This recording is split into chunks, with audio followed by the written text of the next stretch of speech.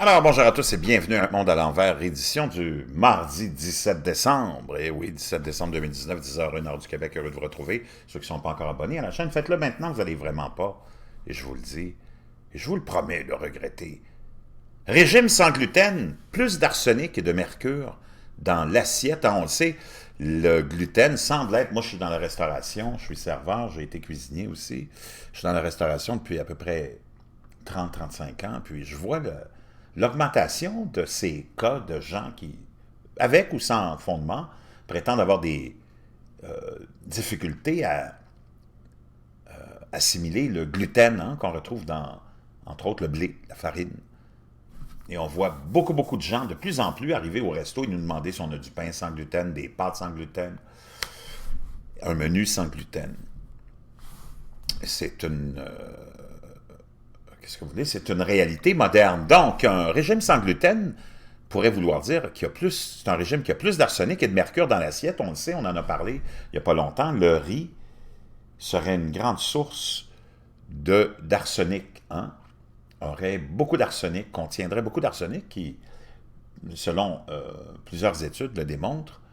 Le riz brun, entre autres, serait le pire dans tout ça. Et quand on veut un régime sans gluten, naturellement, on se retrouve avec du pain qui est fait avec de la farine de riz, des pâtes qui sont faites à farine de riz. Donc, on va aller voir ça ensemble. Un abonné qui nous envoie ça, Joe, qu'on remercie. Les concentrations d'arsenic urinaire et de mercure sanguin sont significativement plus élevées chez les adeptes du sans gluten. Présenté comme un régime sain, l'alimentation sans gluten comporte pourtant des risques. Les personnes qui suivent ce régime restrictif seraient plus exposées que les autres à l'arsenic et au mercure, des composés métalliques qui peuvent mener à des pathologies cardiovasculaires, neurologiques ou des cancers, selon une étude publiée dans Epidemiology. Au cours des dernières années, le sans gluten a remporté un franc succès. En 2014, les ventes de pâtes de riz, céréales soufflées au rein, au sarrasin ou pain au maïs ont grimpé de 42%. Comme de niche, commerce de niche à l'origine, il est devenu l'un des rayons phares des grandes surfaces. Les consommateurs les choisissent pour se sentir moins ballonnés ou accroître leur performance sportive à l'image de Novak Djokovic ou de Joe Wilfred Tsonga, deux tennisman bien connus.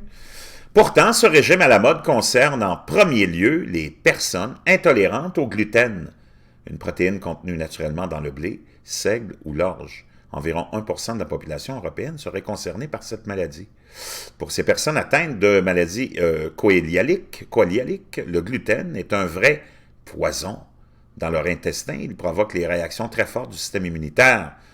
Résultat, la paroi intestinale est détruite et les nutriments sont mal absorbés. Chez les enfants, cela se traduit par un retard de croissance ou une puberté retardée. Chez les adultes, l'ostéoporose, les anémies et les signes digestifs signaleront l'intolérance. L'alternative aux produits contenant du gluten passe bien souvent par le riz. Or, cette graine est connue pour être bioaccumulateur de substances toxiques comme l'arsenic ou le mercure, présent dans les engrais, les sols et l'eau.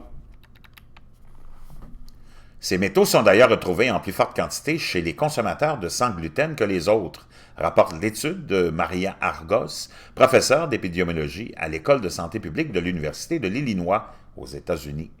Sur plus de 7400 participants, les chercheurs ont identifié 73 consommateurs de sans gluten âgés de 6 à 60 ans. Chez ces derniers, le taux d'arsenic dans les urines était 2 fois plus important et le taux de mercure dans le sang 70 fois plus élevé que ceux des autres volontaires. Ces résultats correspondent d'ailleurs à une étude parue dans le JAMA Pediatrics en avril dernier. Celle-ci montrait que les enfants consommaient beaucoup de produits à base de riz, avaient une concentration d'arsenic dans les urines 2 fois supérieure aux enfants ayant une alimentation plus variée. Pour Argos, ces résultats indiquent que le régime sans gluten pourrait avoir des répercussions inattendues sur la santé. Elle reconnaît toutefois que des travaux supplémentaires seront nécessaires pour évaluer avec précision les risques de ce régime alimentaire. Les doses d'arsenic et de mercure intégrées doivent notamment être évaluées avant de pouvoir conclure à leur toxicité.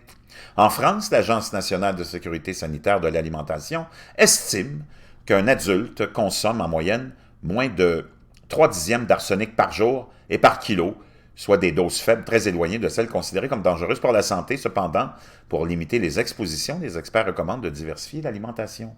La chercheuse américaine souligne par ailleurs qu'en Europe, il existe une réglementation stricte encadrant l'exposition à l'arsenic pour les aliments. C'est peut-être quelque chose à laquelle nous devrions songer aux États-Unis. Nous contrôlons les taux d'arsenic dans les eaux, mais puisque le riz est une source supplémentaire d'exposition, il paraît logique de surveiller sa présence dans les aliments, explique-t-elle.